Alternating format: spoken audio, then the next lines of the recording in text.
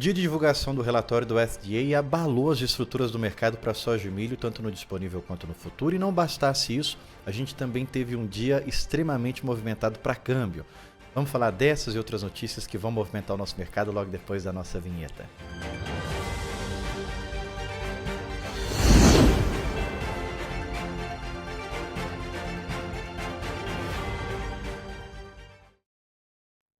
Eu vou começar com um pedido tradicional, mas dessa vez eu tenho um pedido a mais para te fazer. Se soja, milho e dólar são assuntos que te interessam, por favor, considere deixar sua curtida, o seu comentário, enviar para alguém. E o pedido a mais que eu tenho para fazer é que o costume é eu aparecer aqui na segunda-feira. E segunda-feira é bom para a gente também, porque a gente alcança muitas pessoas de uma maneira natural. É um vídeo que passa de 10 minutos, a plataforma não entrega. Só que quando eu gravo aqui na terça-feira, é porque na segunda-feira eu tive um dia de agenda, não consegui voltar a tempo, mas os números de terça-feira prejudicam a gente. Então, por favor, dá essa força, porque quando a gente tem bons resultados aqui nas curtidas, nos comentários, isso incentiva para a gente continuar trazendo aqui esse vídeo toda semana, melhora o nosso trabalho, porque faz a gente chegar em outros lugares como palestras, a gente corre o Brasil inteiro fazendo palestras, e o radar nos ajuda muito, só que quando eu gravo na terça-feira eu acabo ficando prejudicado. Então, por favor, não deixa a gente prejudicado essa semana não, porque eu tô vindo aqui por um esforço de não ter conseguido vir na segunda-feira.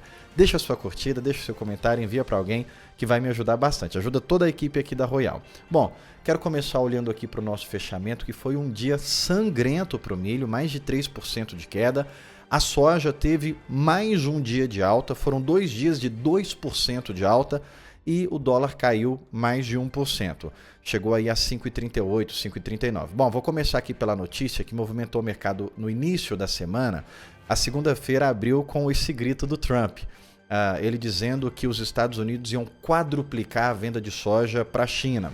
E aqui eu quero já fazer um comentário, porque essa fala do Trump, ela tem algumas estratégias. Primeiro que ela não é à toa que ela foi véspera de relatório, porque se tinha a expectativa que o FDA ia subir a produção de soja e derrubar as exportações. Pela produção, ia subir porque ele iria melhorar a produtividade, a gente já vai falar disso.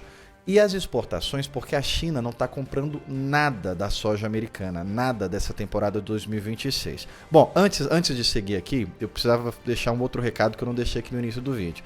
Tem muita gente que vem assistir aqui o Radar porque quer falar de dólar ou quer algum assunto político e às vezes eu não falo desses assuntos. Pois bem, eu vou sempre falar de dólar aqui, mas eu vou deixar para o final do vídeo. Aí no final a gente comenta dólar e política. Então se você está aqui só interessado, eu não sou do mercado de soja, de milho, eu quero ouvir falar de dólar e de política, no final do vídeo a gente já fala sobre tudo isso. Mas pois bem, voltando aqui à soja ainda. O Trump ele falou que ia quadruplicar as vendas dos Estados Unidos de soja para a China. É orquestrado porque se esperava um relatório baixista, então ele vem com uma fala altista, e também porque nesse acordo com a China que não sai, foi estendido por mais 90 dias, vai ficar só para novembro, não se tinha mencionado soja. Aí de repente na abertura de mercado, na segunda-feira, ele fala que vai vender 4 vezes mais. Pois bem, vamos primeiro aqui a essa declaração do Trump. É possível os Estados Unidos venderem 4 vezes mais para a China? Já digo que não é. Os Estados Unidos venderam para a China em 2024 26 milhões de toneladas de soja. Os Estados Unidos exportam ali no máximo, quando exporta muito, 50 milhões de toneladas de soja.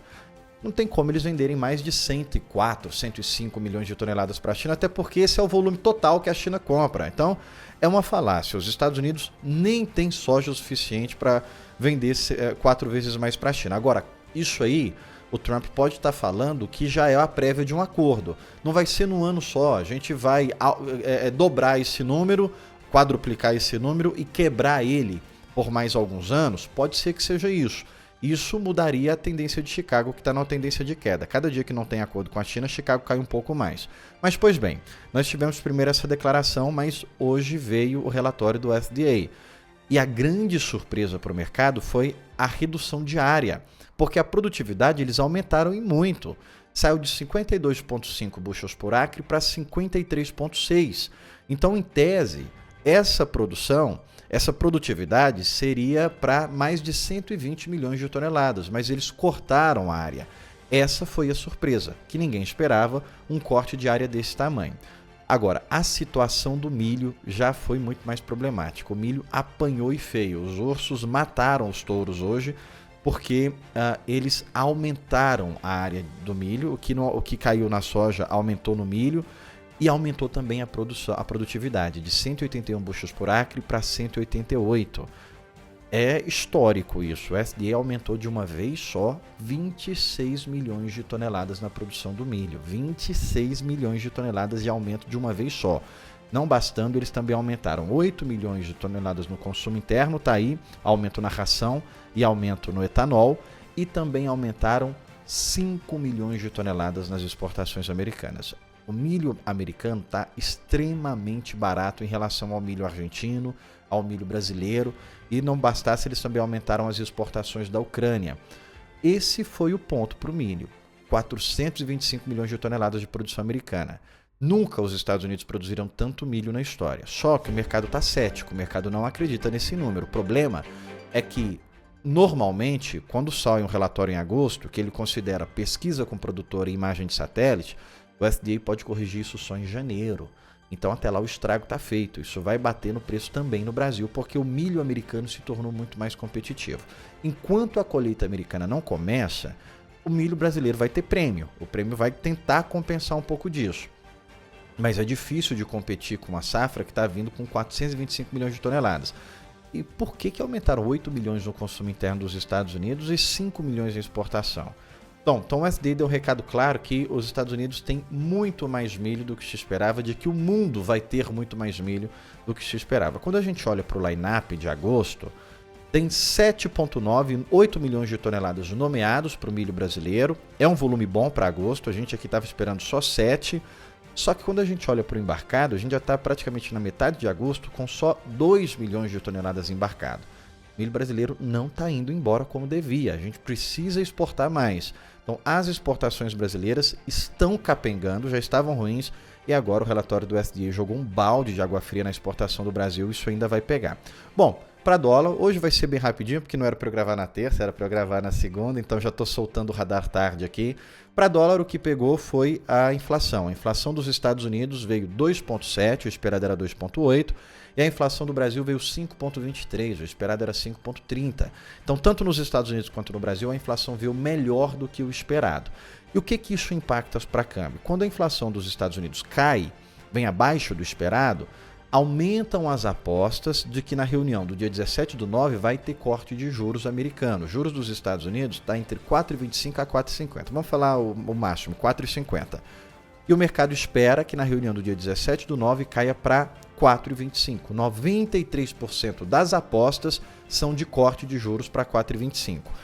Então, é isso que faz o dólar cair.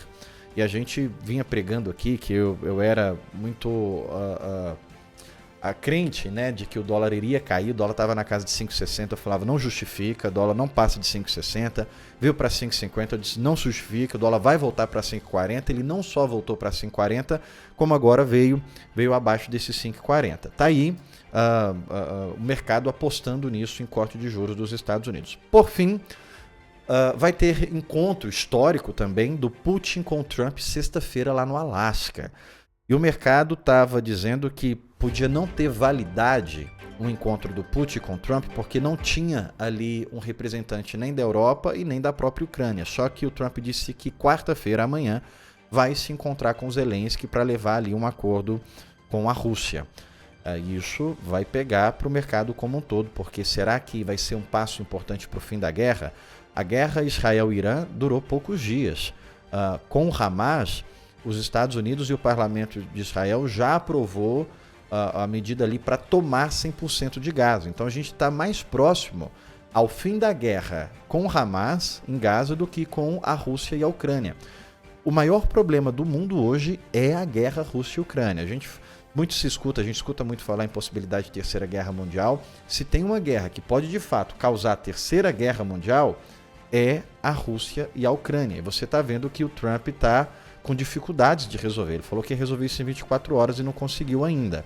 Então, é uma semana importante da geopolítica, porque o Trump vai se encontrar pessoalmente com Putin e ele vai decidir, vai conversar para ver o que a Ucrânia pode colocar ali de condições para o fim dessa guerra. Bom, eu só passei, de fato, pelos noticiários, pelo que movimentou o mercado, mas eu não deixei nenhuma análise aqui do que a gente acredita que pode movimentar o mercado. Para essa análise, eu vou convidar você a mandar uma mensagem para mim no WhatsApp, porque amanhã de manhã, quarta-feira, a gente vai disparar 3 áudios. E aí, nesses 3 áudios, eu falo o que a gente espera de mercado de soja, mercado de milho e mercado de dólar. Aqui no Radar, eventualmente, eu sempre deixo alguma coisa também, mas como eu estou gravando fora do nosso horário, eu vou tentar ser mais curto para a gente não perder a visibilidade, alcance. E aí, nos próximos, eu volto na segunda-feira e a gente pode falar com mais tranquilidade, porque eu sei que segunda-feira entrega melhor. Então, para eu não perder aqui qualidade das nossas entregas, por favor, ajuda a gente. Deixa a curtida, deixa o comentário, envia para alguém e quer conhecer a nossa consultoria, tá aí o meu contato. Até a semana que vem.